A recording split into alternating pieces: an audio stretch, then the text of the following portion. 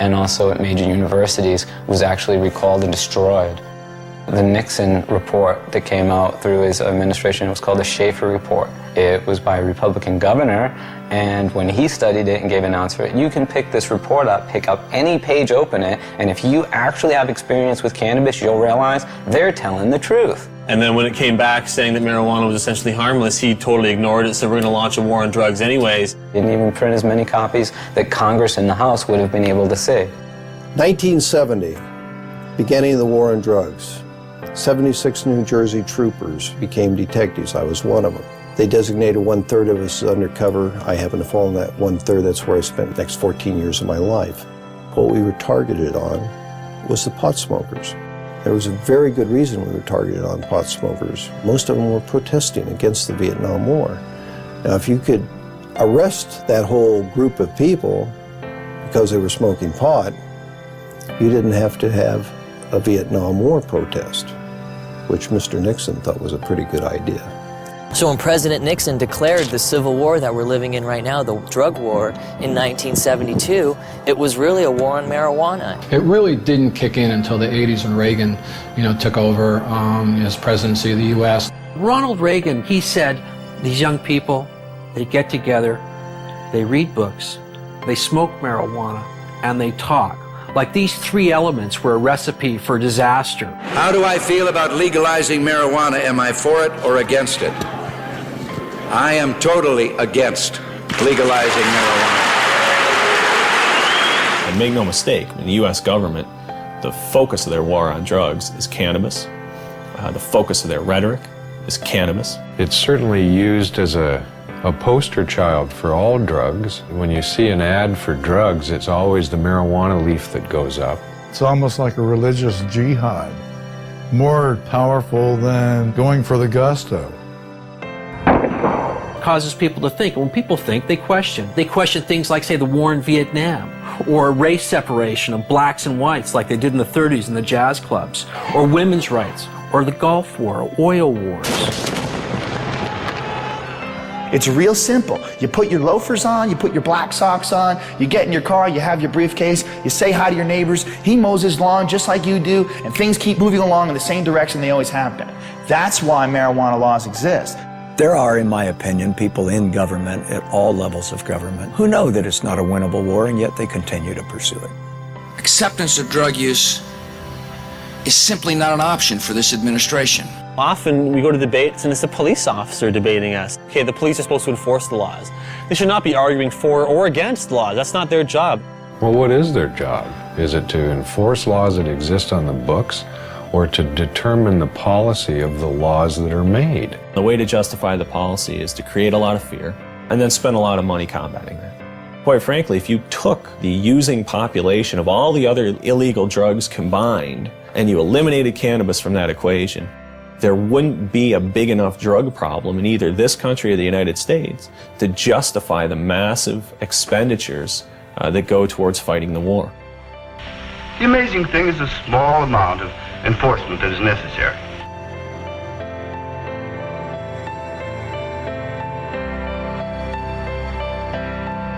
$400 million is spent annually in Canada arresting and prosecuting marijuana crimes.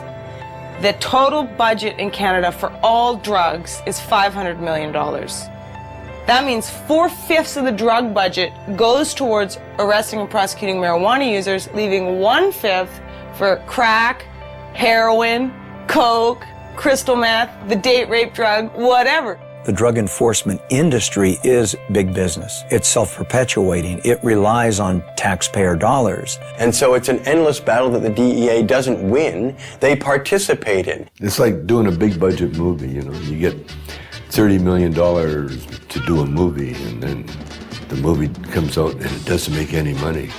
But someone made $30 million. Every once in a while they'll show a guy, posing beside a big bunch of marijuana, this is the DEA money at work. It'd be like asking loggers about saving trees, you know what I mean? This is where their mainstay of their cash flow comes from.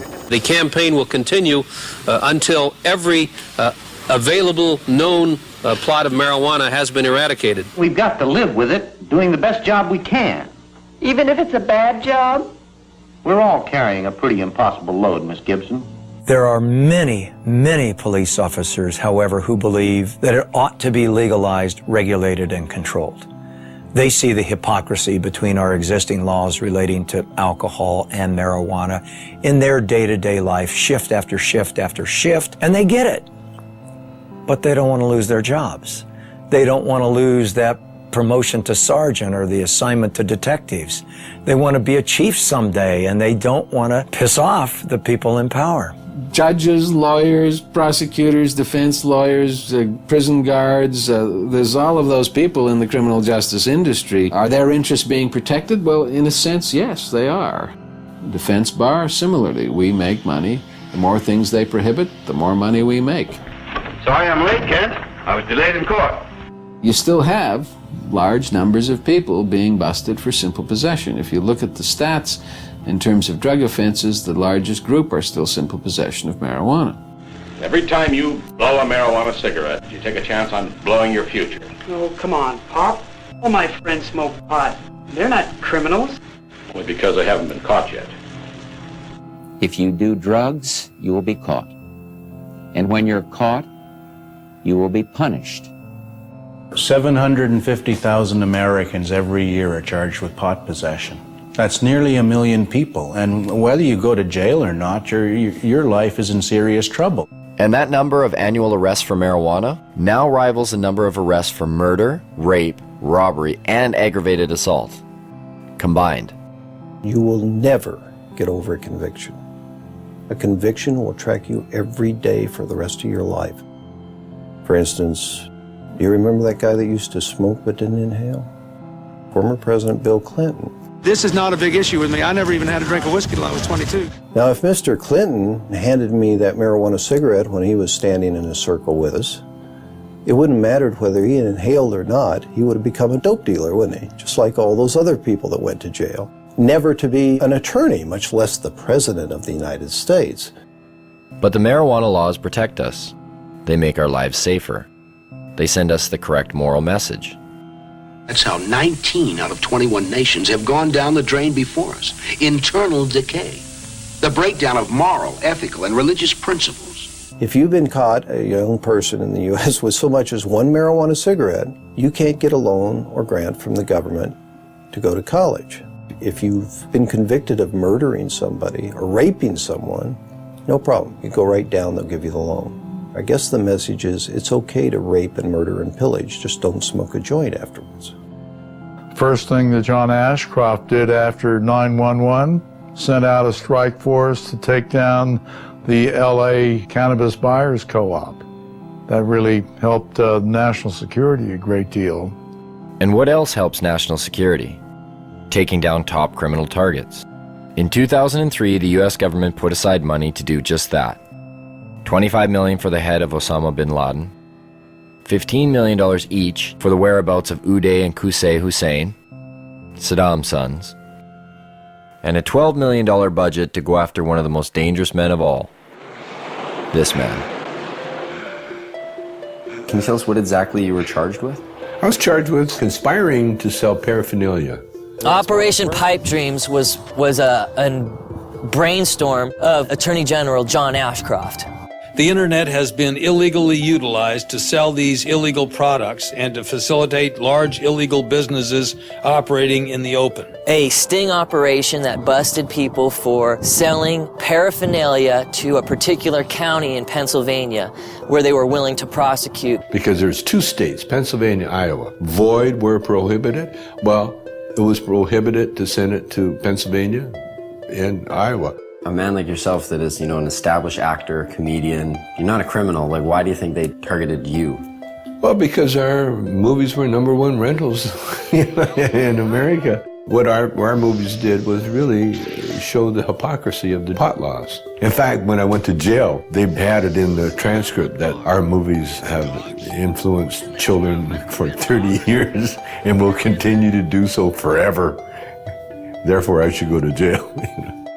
You got to remember, they were going into Iraq, and they needed some diversion as far as headlines go. And they equated the billion-dollar paraphernalia business with aiding terrorists. This was a legitimate company paying taxes. I was just the face on the bone. They charged me. I had nothing to do with the company. I never shipped anything to anybody. It wasn't even his company. He just loaned his name to it. 51 people were arrested under Operation Pipe Dreams. Only one person, Tommy Chong, went to jail. But if I didn't plead, they threatened my son and my wife. Tommy stands up and volunteers to go to jail, says, yeah, okay, that's my paraphernalia. Leave my wife and kid alone. He's protecting his family. What kind of force was used on the day you were arrested? There's over 20 SWAT team people, visors, automatic weapons, helicopters overhead. They had news trucks, Fox News trucks outside. They had the media on the ready. It was a photo op for everybody. They asked, do I have any drugs? And I said, yeah, I got pot, and they wanted to know where it was, so I told them. They said, well, it's not really a drug bust. I said, well, then what the are you doing in my house, Then they said, it's about bongs. We're bringing down all the bong companies in America. And with Tommy safely behind bars for 9 months, the United States drug war reset its sights, this time across borders. In downtown Vancouver, just outside the U.S. consulate, a bunch of people had gotten together and were having a rally for this guy named Mark Emery. He had evidently been selling seeds, marijuana seeds, to the wrong people. Let me tell you, the DEA wants me because I am very good at what I do. Well, obviously, I'm the most dangerous man alive. Like, really. Like, no wonder I'm facing life imprisonment without parole for something that no one's ever gone to jail for here in Canada. No one's ever gone to jail for seeds, not even for a day.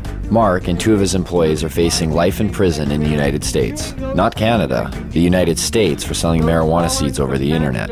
Vancouver police came in here with a warrant for an extradition, but we were taken then to North Fraser Correctional Center. Correctional Center of the year 2002. Beautiful facility. Mark Emery has gotten in the face of the United States. The U.S. sees Mark Emery as a major political threat to its anti-cannabis agenda. In a press release from Karen Tandy, head of the DEA, she said that this is not only the end of marijuana trafficking, but it's a blow to the marijuana legalization movement. I gave just under $4 million away over 11 years to Supreme Court challenges, ballot initiatives, political parties, drug addiction clinics. Well, if you're the DEA, who the hell do you think you're going to go after first and foremost and as viciously as you can do it? I think they even admitted it themselves when on the day of the raid, the DEA announced, he's a legalizer. We're shutting down one of the biggest legalizers. The legalization movement won't have a pot of money to draw from. Ha ha ha ha. Mark Emery has never gone to America and sold a seed. He does it all from here by mail order. And it's akin to Canadians ordering, a machine gun from somewhere in America. It's against the law. And if we receive it here in Canada, they come and arrest us for receiving the machine gun. They don't go to America and say to Colt, hi, we're arresting you because you sent a machine gun to someone in Canada. No one's been sentenced to any time in jail in the history of Canada in 35 years. We've had this law. 2 people, me and Ian Hunter in Victoria, were fined. There's all sorts of seed businesses still open. Mark's the only one out of about 50 retail cannabis seed businesses in Canada that's been charged. Mark has been paying the Canadian federal government taxes on income he has made from selling seeds. The government relied on the existence of these internet seed sellers so that patients who had qualified for medical marijuana exemptions, who were bugging them for seed, were being directed to these internet seeds, and Mark Emery specifically in some cases is the place to get their seed. It puts Canada and our government in a very difficult position because they've either got to hand over a Canadian citizen to a foreign government for activities that were entirely done in Canada, for which our own government, our own police are not willing to charge him. If the Canadian authorities who rubber stamp this shit think that what I've done is so bad, then charge me. I should be tried by a jury of my peers. I'm not about to be tried by my peers at all. I'm about to be tried by foreigners. At 420, a time synonymous